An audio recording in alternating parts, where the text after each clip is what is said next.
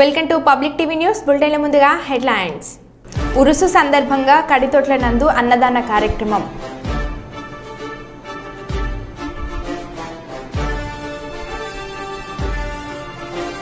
Brain ట్యూమర్తో బాధపడుతున్న చిన్నారి IPS officer కల తీర్చిన అధికారులు.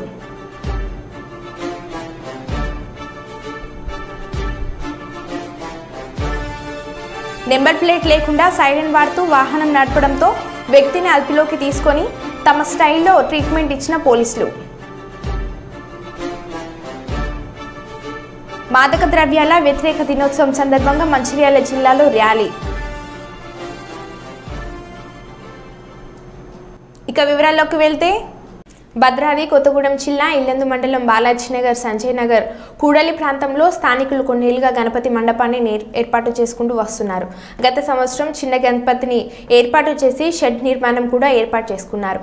కాగా ఈ స్థలం తమకు చెందిందని కృష్ణమూర్తి అన్న వ్యక్తి కొన్నాళ్లుగా స్థానికులతో చెప్తూ వస్తున్నాడు. వారం రోజుల క్రితం స్థలం నాది అంటూ ఆక్రమణకు రాగా స్థానికులు వ్యతిరేకించారు. ఈ నేపథ్యంలో బుధవారం మధ్యాహ్నం స్థానికులు ఎవరు లేని గమనించే సమయంలో ప్రొక్రెయిన్లతో వచ్చి కొందరు గణపతి మండపాన్ని కూల్చివేసి వెళ్లడంతో స్థానికంగా ఉద్రిక్తత నెలకొంది. కూల్చివేతను నిరసిస్తూ మండపం నిర్మాణం పునరుద్ధరించాలని, కూల్చివేసిన వారిపై చర్యలు తీసుకోవాలని గ్రామంలో నిరసన ప్రదర్శన నిర్వహించారు. ఈ ఘటనకు పాల్పడిన వారిపై చర్యలు తీసుకోవాలని మాజీ వైఎస్ ఎంపీపీ ప్రమోద్ డిమాండ్ చేశారు.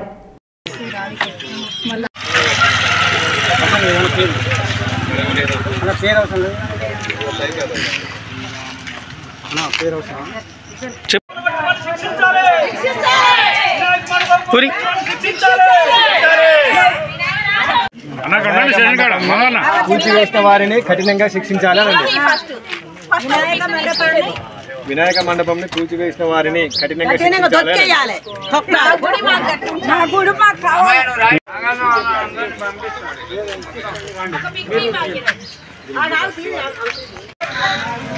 వినాయక మండపం కూల్చివేసిన వారిని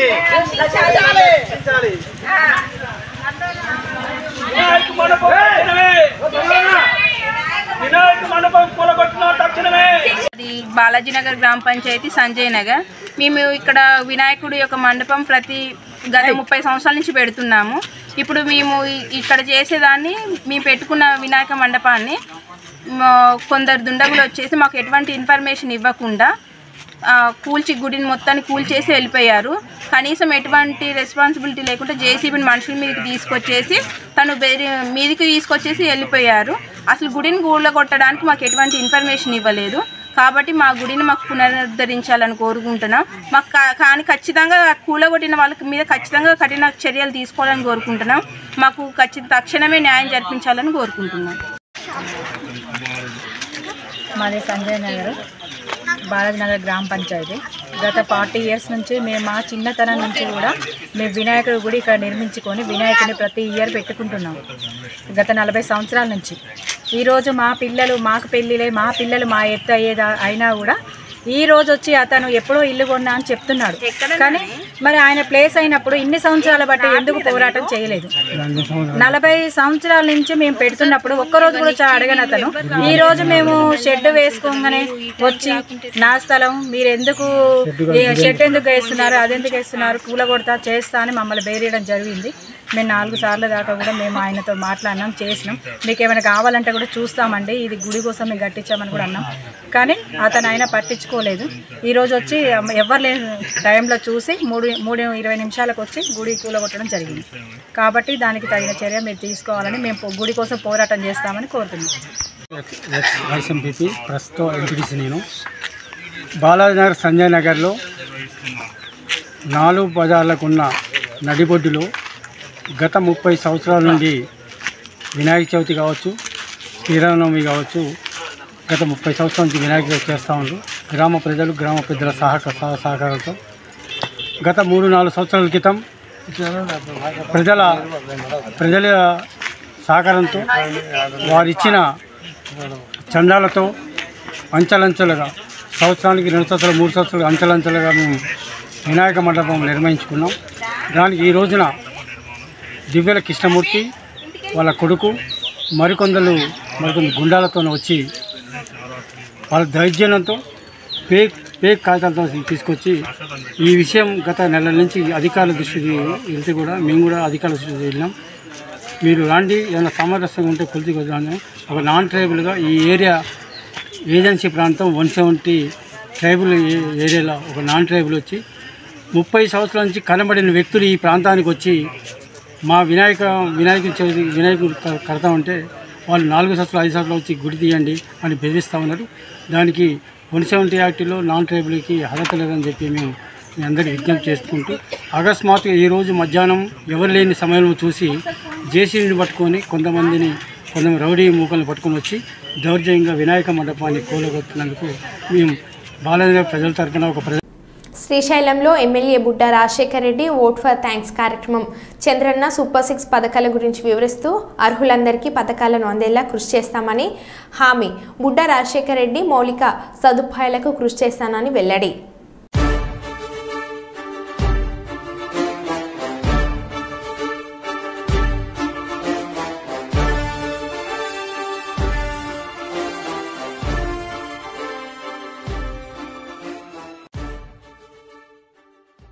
కాకినాడ జిల్లా పిఠాపురం వీరవడ గ్రామంలో పంట కాలువ పనులను అధికారులు కాలువలు శుభ్రం చేసినట్లుగా రికార్డులు తయారు చేస్తున్నారు. కానీ ఉపాధి హామీ కార్మికులతో చేయించే పనితీరు ఎక్కడ? రికార్డులో మాత్రం పంటలకు వెళ్లే కాలువలు మాత్రం శుభ్రం చేసినట్లు రికార్డులు పొందుపరుస్తున్నారు అని రైతుల ఆవేదన. అర్థం చేసుకునే వాళ్ళు కరువయ్యారు. రైతులను అధికారులు ప్రశ్నిస్తే మా పనితీరు ఇంతే, మేము ఇంతే చేస్తాం, మీరు ఎవరు అడగడానికి అనే తీరుతో యాజమాన్యం ఉన్నది. రాష్ట్రంలో అధికారం మారినా గ్రామాలలో పంచాయతీ అధికారుల తీరు మారలేదు కానీ స్థానికులు ఆవేదన వ్యక్తం చేస్తున్నారు.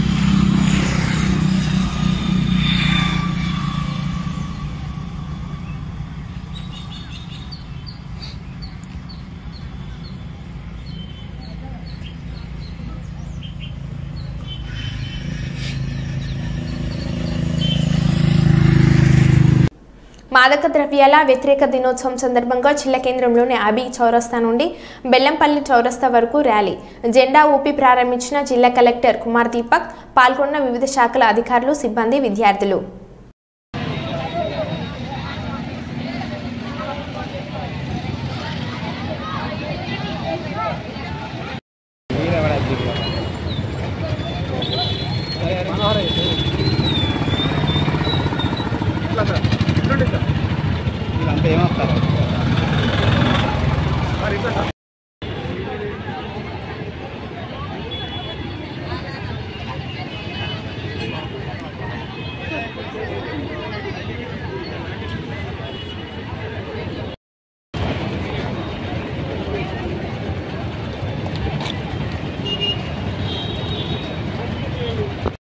ఇల్లీగల్ ట్రాఫికింగ్ గురించి మనము ప్రోగ్రామ్ జరుపుకుంటున్నాము.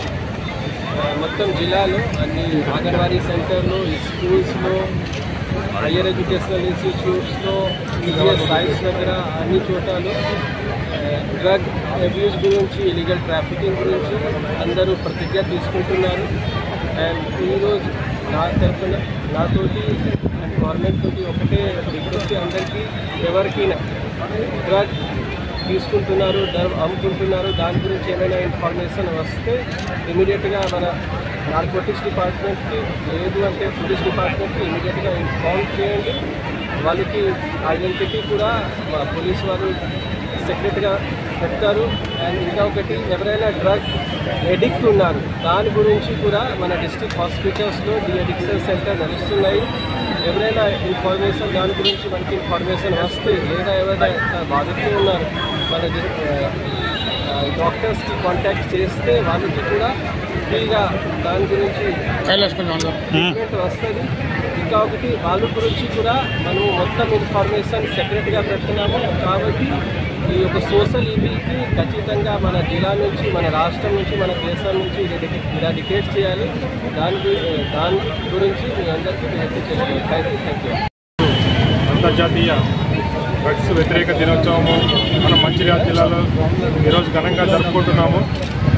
ఈరోజు డ్రగ్స్ అనే మహమ్మారి మన తెలంగాణ రాష్ట్రంలో నుంచి తరంగొట్టడానికి ముఖ్యమంత్రి గారు చిత్తశుద్ధితో పనిచేస్తున్నారు.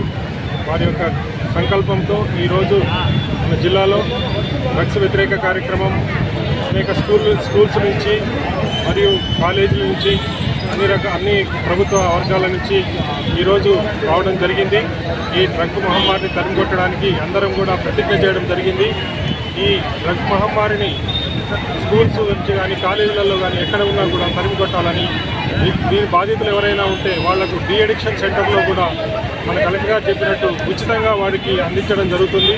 కావున ఇటువంటి డ్రగ్స్ ఎవరైనా ఉన్నా కూడా, ఏదైనా ఇన్ఫర్మేషన్ ఉన్నా కూడా అందించిన వారిని సీక్రెట్గా వారిని ఎటువంటి గోప్యంగా ఉంచడం జరుగుతుంది. కాబట్టి అటువంటి ఎవరైనా ఉన్న వివరాలు తెలియజేయగలరు.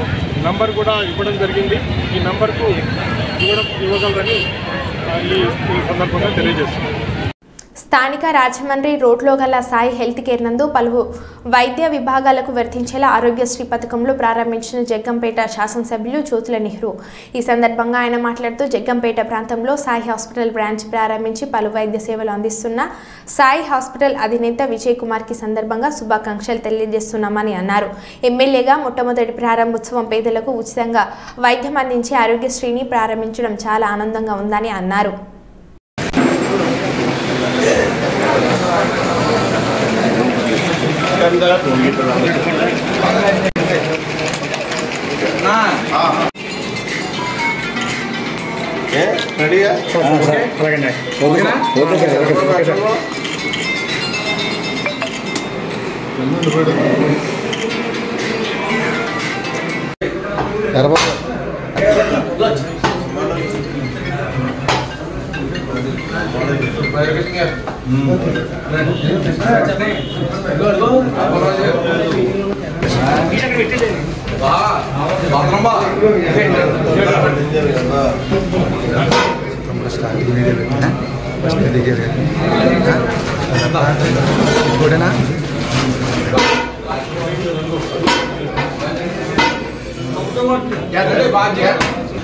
దీన్ని అంచెలంచెలుగా అభివృద్ధి చేసుకుంటూ వస్తాం.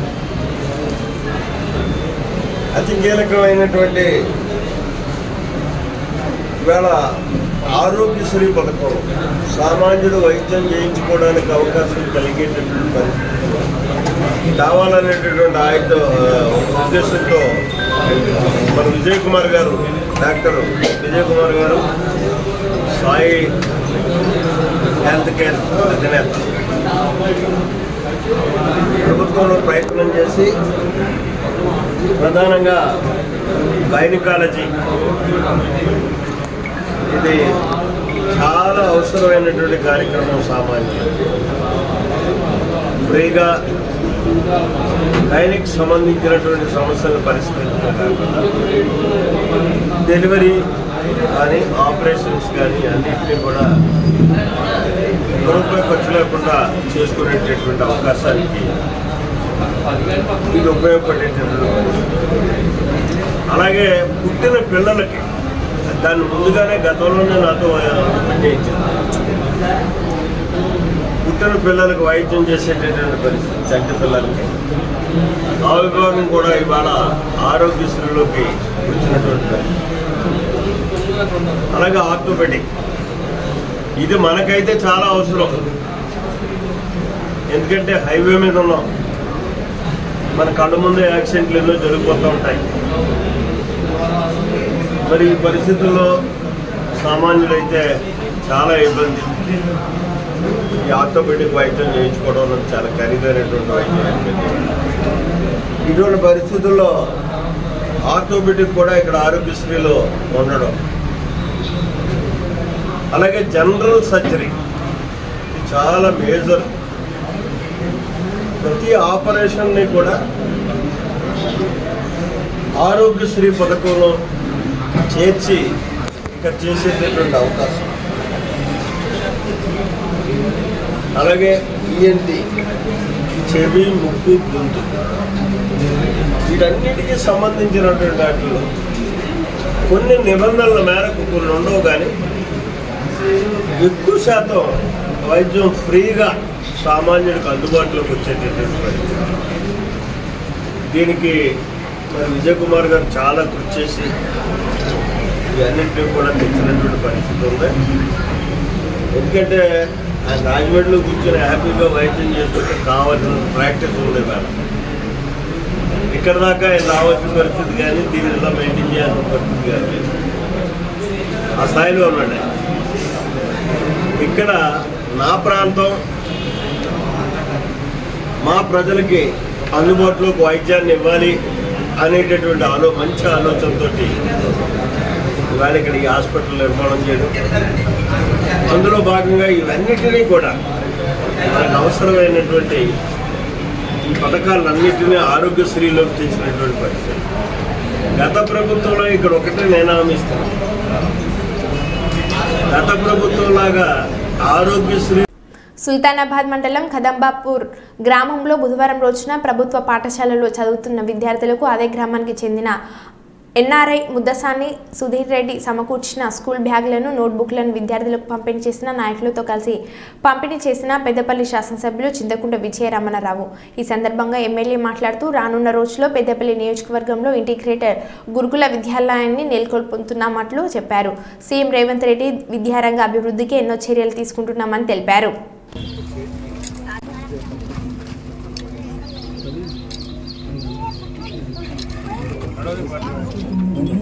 గోస్కుల కుమరయ్య గారు, రూపరాణి ప్రకాశ్రావు గారికి కూడా సర్పంచ్ గారు శాల్వాతో సన్మానిస్తా ఉన్నారు. చిల్క సతీష్ గారిని శాల్వాతో సన్మానించారు. విద్యార్థులకు, పేరెంట్స్కు, కదంబపూర్ గ్రామ సోదరులకు మా ప్రకాశం జడ్పీ తీసుకున్నాడు. ఇప్పుడు చదవాలంటే రైస్ మీద జాయికొస్తారు, నాకు ప్రజలు జాయికొస్తారు. ఎక్కడ మా మహేంద్ర ఇంకో తీరు జాయికొస్తారు. విషయం చెప్తున్నా,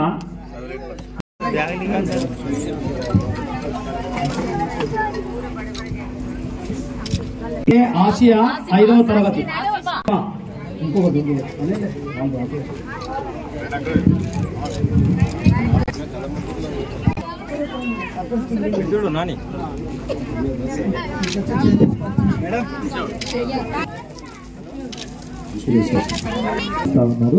టీచర్స్ ఉన్నారు, మీ హెడ్ మాస్టర్ గారు ఉన్న టీచర్లు ఎవరైతే ఉన్నారో మనం పల్లెల్లో పంపించేటువంటి స్కూల్ లెక్చర్లు ఇంత గొప్పలు, వీళ్ళే గొప్ప, వీళ్ళే బాగా చదువుకొని ప్రభుత్వ ఉద్యోగం సంపాదించుకున్నారు. మనకు నమ్మకం ఉంటుంది, స్థానాన్ని కల్పించే బాధ్యత మన టీచర్స్. కాకుండా ఇవాళ మొత్తం 59 స్ట్రెంత్ ఉంది. స్కూల్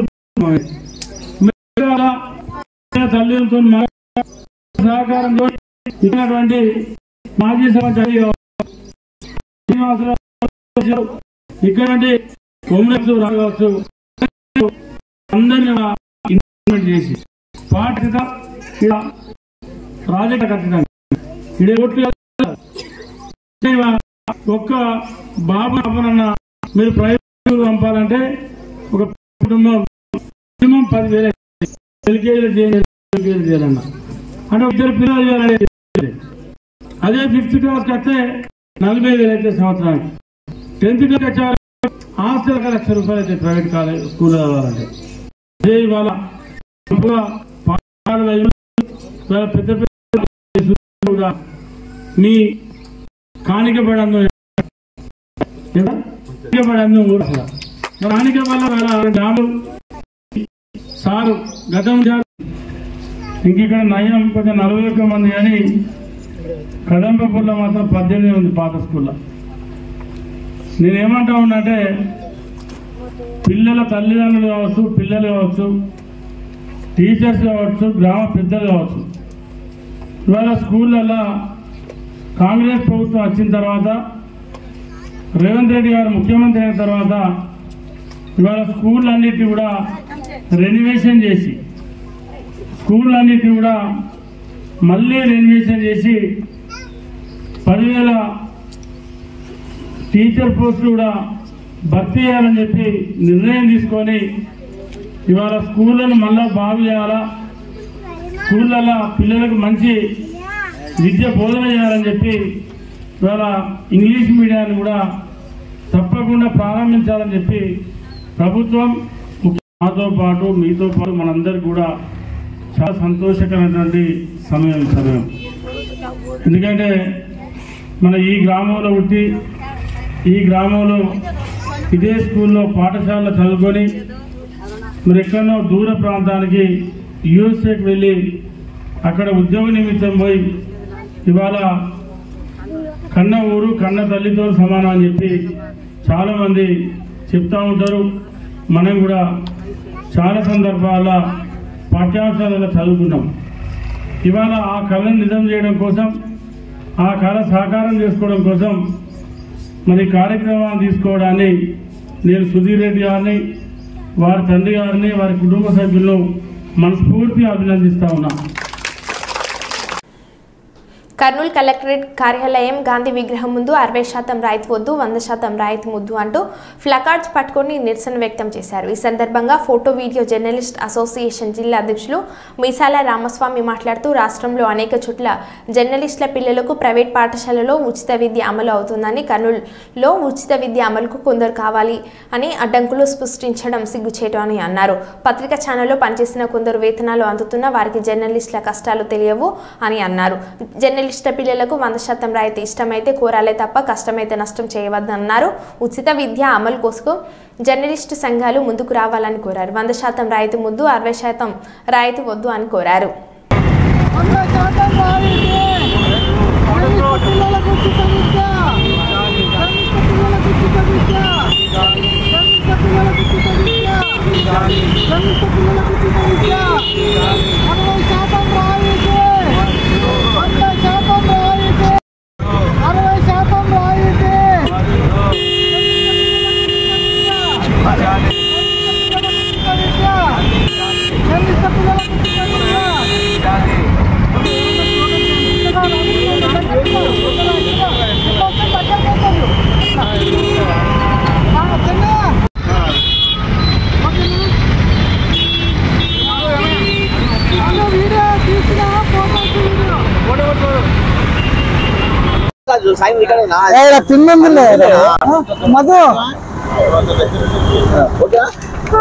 ఈరోజు ఆంధ్రప్రదేశ్ రాష్ట్రంలో జర్నలిస్టులు చాలా ఇబ్బందుల్లో అలాగే సమస్యలతో సతమతం అవుతున్నారు.